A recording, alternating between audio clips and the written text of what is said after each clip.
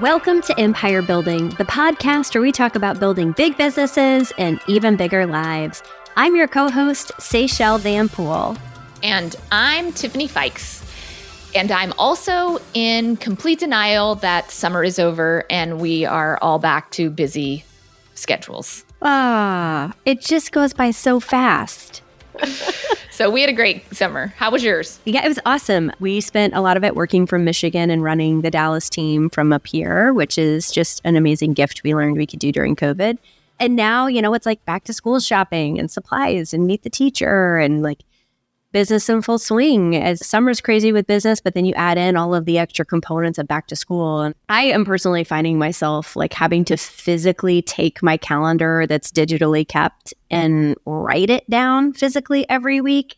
And like, I'm even having to write it out like 2 weeks in advance. So if I can't manage everything on the calendar, I can proactively move it, cross it off, but it's feeling like it's a lot right now. And so I'm definitely having that message of like, hello, Seychelle, you took on way too much for this fall. So I'm having to work to fix that and get back in the flow. In the past, when I've gotten really overwhelmed, that's when I get sick and my body breaks down and it forces me to take a break instead of having mindful time off. And in the last couple of years, I've really worked hard to rewire the way my body responds and the way my calendar responds and acts so that I can have joyful days off instead of days off with steroid shots in the bed with flu or something like that. So I've just been thinking a lot about like a framework to help us get back into a rhythm and figured maybe all of our listeners, we could share it too with everybody for some of the tips we here at Empire Building and Her Best Life use to make our lives easier. So I thought that would be fun. Yeah, I'm a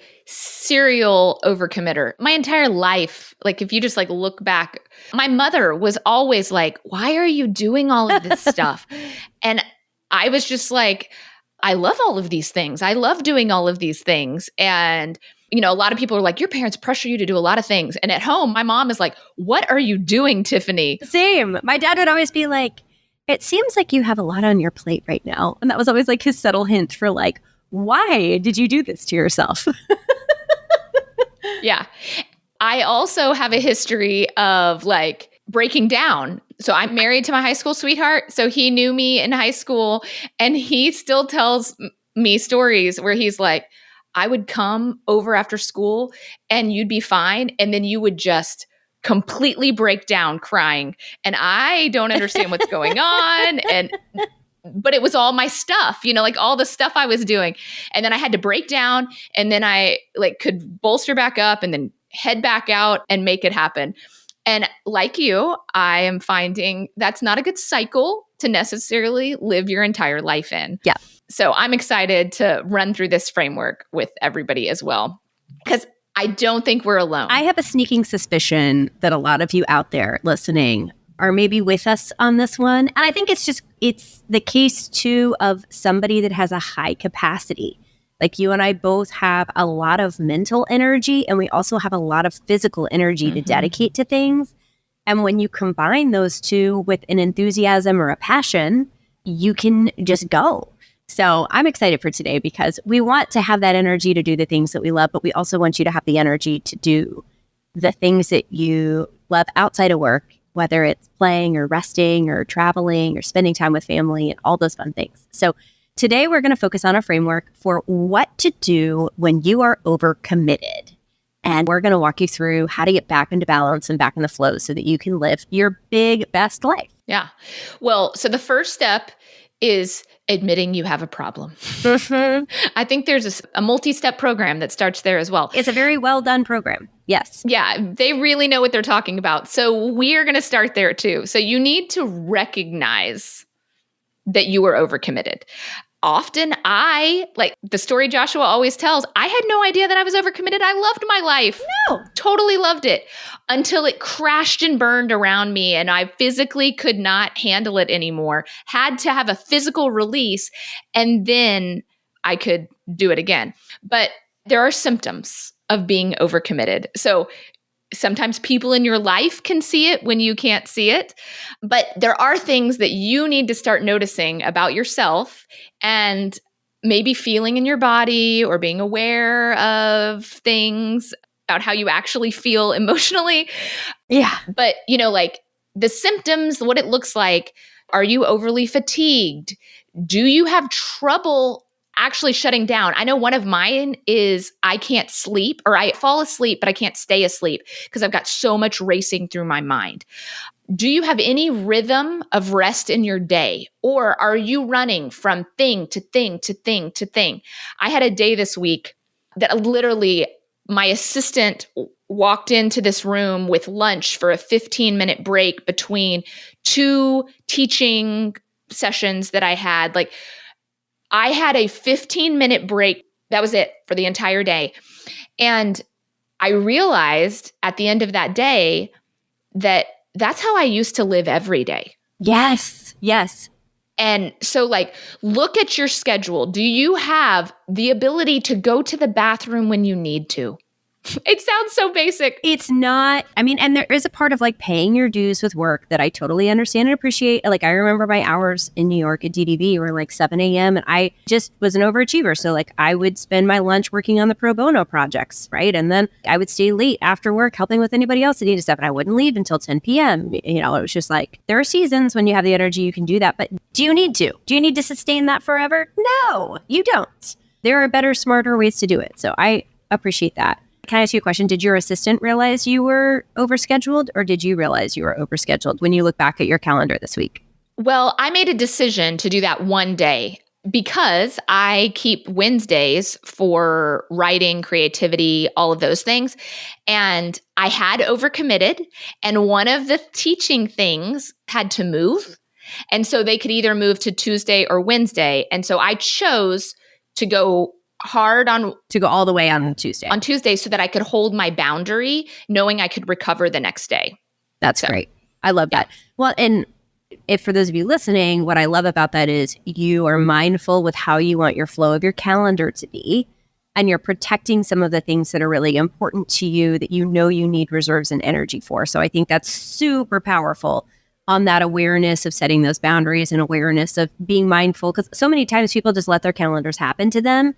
And you're actually really thinking through the flow. That's something that we've done here too. Like Monday, Tuesday, I stack really hard and heavy with our appointments and meetings.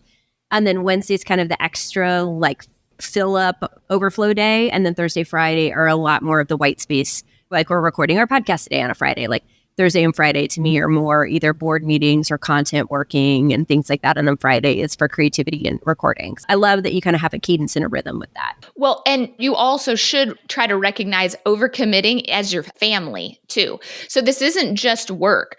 I know like we kind of woke up one day and we're like, oh my gosh, we're spending so much time in the car. We're not eating well, you know, like look at your family organism as well, because are you overcommitted there? And, you know, that's when we went to one sport per kid, or the kid can be in the same sports. Like if they want to do two sports, they get to pick, the older one gets to pick a sport, the younger one gets to pick a sport, and then they could participate in both, but there is no more things that are happening in our world. I love that. Like I have to be mindful of, like, I have certain members of my family that need more time to recharge. My battery refills real quick. So like I need a half a day and I'm like good to go again. But I have other members of my family that need like a couple of hours a day or a full day of rest, almost like a day of Sabbath, where it's just you can be like a veg and hang out. And so being mindful of like who is in your family and what their cadence is really important, because sometimes us as high drivers tend to just run the calendar. And sometimes we run our family members into the ground accidentally with our own capacity too. So I love that you're thinking through that. Well, and the second part of that is really being mindful of how you organize. And so figuring out a way to list everything out that's overwhelming you. I know when I kind of get that tightness in my back and my chest when I'm starting to get overwhelmed, and I kind of am like, oh, I get really short and kind of cranky. And so I have to literally, like I told you at the beginning of the episode, like write my calendar out, write down every single thing on the back of the sheet of paper that I have on my to-do list of what's overwhelming me and write it all down. And then on the front side, I physically just block out my entire calendar for the next 2 weeks and look at it. And I have to stop, look at that blank sheet of paper that's now filled out, brain dump everything that's swimming. And I take 3 colors of highlighters and I have a color for each. I highlight one color for do. That's usually green for me. I highlight it green, which means I need to do it. Something that's important to me, or that I'm the only one that can do this. I have the dump and that's usually red. And I go through my calendar and my list, and I literally just cross out all the things I can dump in red. And then I usually use yellow to delegate. And I go through and highlight everything I could put on somebody else's list, and I put the name next to it of who I could delegate it to. Dump and delegate for me are kind of the same, because rarely am I going to truly dump something unless which we'll talk about later, I have to backtrack and be like, okay, nope, I can't help you. I said I could, but I've got to reset expectations here. But one of the things we do is Joshua and I, on Sunday night, we look at our calendars and we ask, do we have to be the one to do this? Because we have a tendency, we have a high capacity, we have a high responsibility. We put all this stuff on our calendar that I'm like, oh no, Alyssa could totally do that. Joshua, you don't need to do that. Somebody else can do that. Your assistant can do that. The delegate will change your life. Well, and really, we talk about do, dump, delegate, but really, if you have an ideal order of that, it's delegate, do, dump. Ooh, I love that. Yes. So, like, if you really are thinking about it, like, as I'm looking at this visually, here as we're recording today, I'm like, actually, delegate should be the first thing you look at. I don't do that right now. I'm going to do that. I'm changing that today. So we're going to delegate first. I just taught myself here. We're going to delegate first instead of do first. Well, and the other thing is you've got to prioritize. Going through that list again. So Seychelles has got you into 3 categories, but then you need to, I would say, use numbers. And what are my 1, 2, and 3s? So my 1s are must do, like cannot live without this. For me, I would say, it's my team meeting. It's my time with the boys. It's my time with Joshua. Like, what are my non-negotiable 1s of priority? And then put those on the calendar. Your colored do that are 1s, put those on the calendar. Your 1s that are delegate, send that email, send that Slack message, get those organized so that they're not on your calendar, but they are ending up somewhere else. Then, and only then, do you move to the 2s. What are my second priorities? Which I would say that category is, it would be nice if they were done today, but doesn't have to be done today. And then you find room for those. And then your 3s probably become your dumps, or they push to another time period. Yeah, I think that's great. And it's so important to recognize the immovable ones and the ones that can push. I think for me, the one thing that comes up with that, Tiffany, is I think about sometimes the things to get pushed are the things that in the long run are really important. Yeah. But are not the important part today. It's not my house is on fire today, but it might be like for example, we just, we're in real estate, right? So we just redid all of our seller presentations and our buyer presentations. And that takes a lot of time and energy and then visualization to put that together.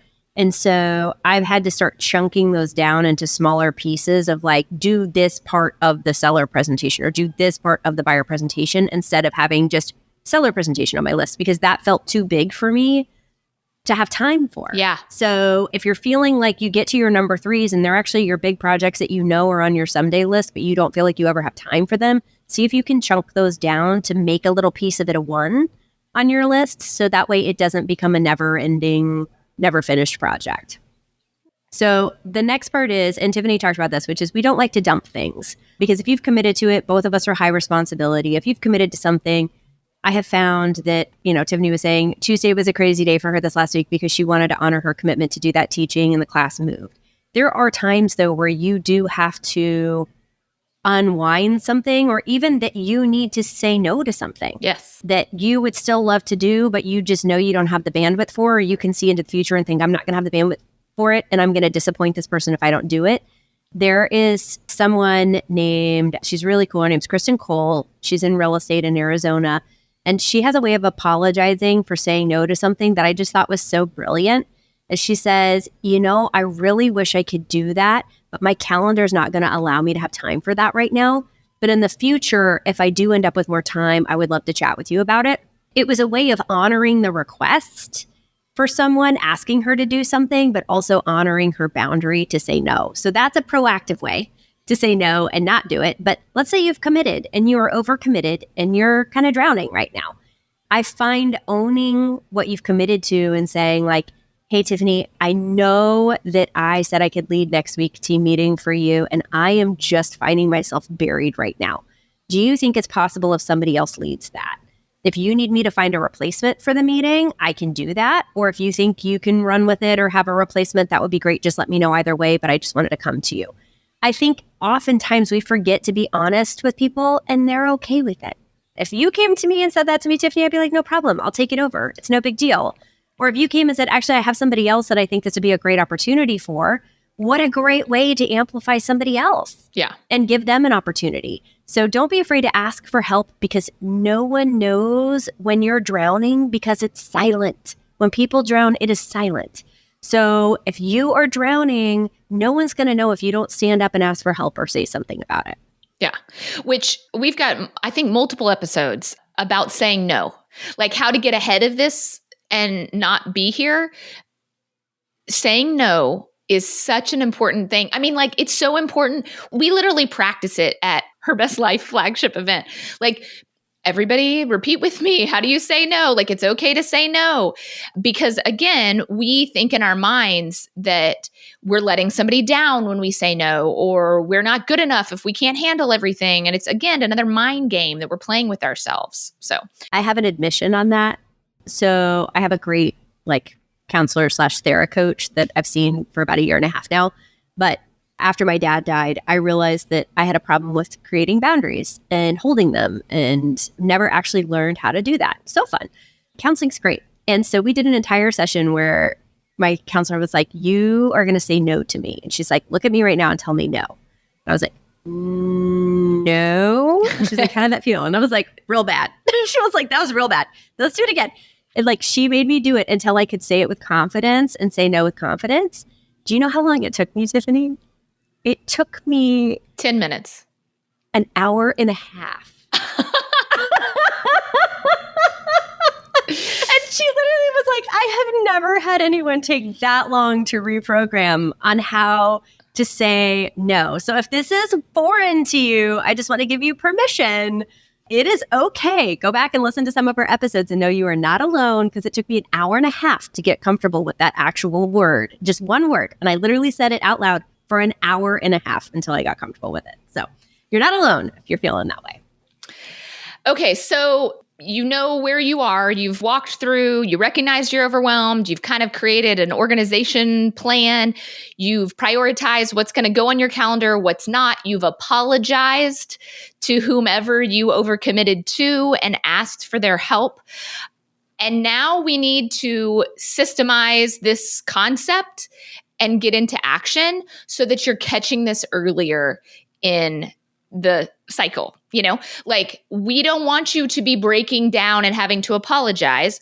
We want you to have worked ahead of time, like Seychelles, for 90 minutes, learning how to say no, and start with some no's maybe.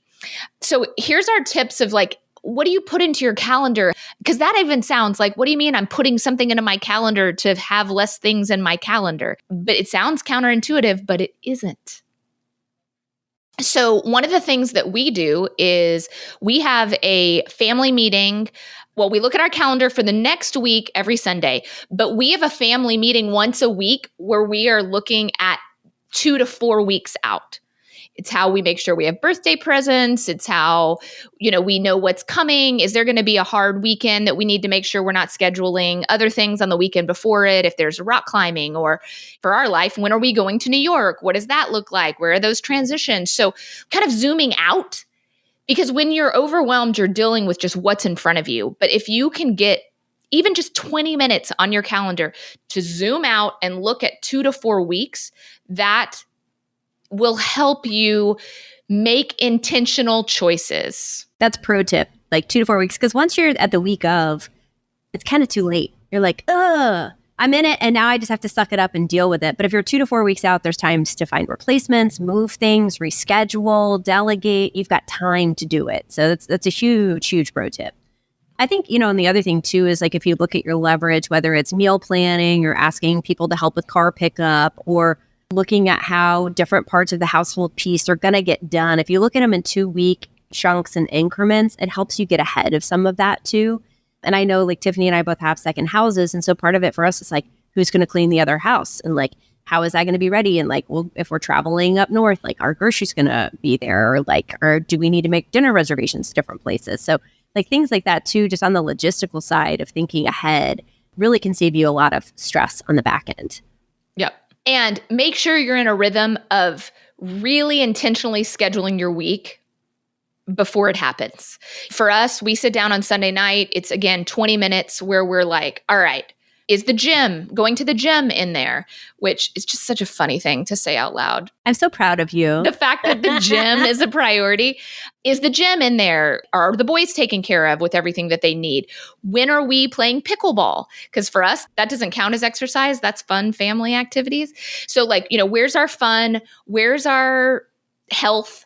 And where's our work priorities? And do we have room for everything? Let's make sure we don't need to move some meetings around to make sure it's happening.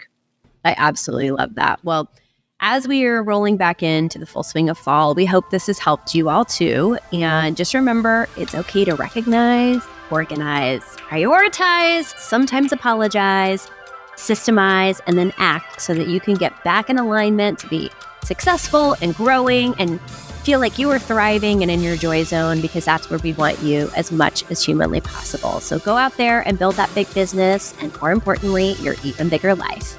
Bye, guys.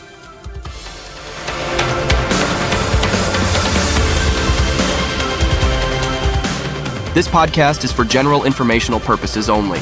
The views, thoughts, and opinions of the guest represent those of the guest and not KWRI and its affiliates, and should not be construed as financial, economic, legal, tax, or other advice. This podcast is provided without any warranty or guarantee of its accuracy, completeness, timeliness, or results from using the information.